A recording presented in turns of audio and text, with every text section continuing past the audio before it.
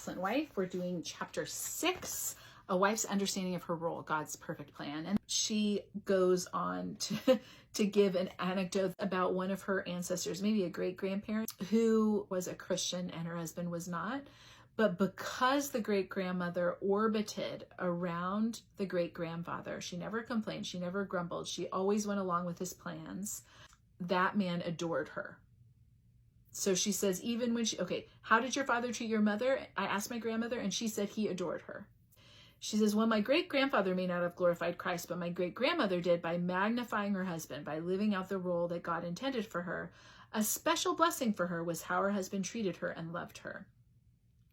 You see, a Christian woman can do the right thing and fulfill her God-given role regardless of whether her husband fulfills his or not. Now, later, Martha will say this may not work out for you, and you may suffer, and that you can have the reward of knowing you're suffering for righteousness' sake. But here is one of those sideways implications that if you follow this, it will work out. Like, even if you're married to an inconsiderate husband, or in this case, a husband who's not a Christian, or who doesn't treat you well, your bending in, your orbiting around him will result in a special blessing for you somehow. That concludes part 1 of the book. The next section gets into a wife's responsibility.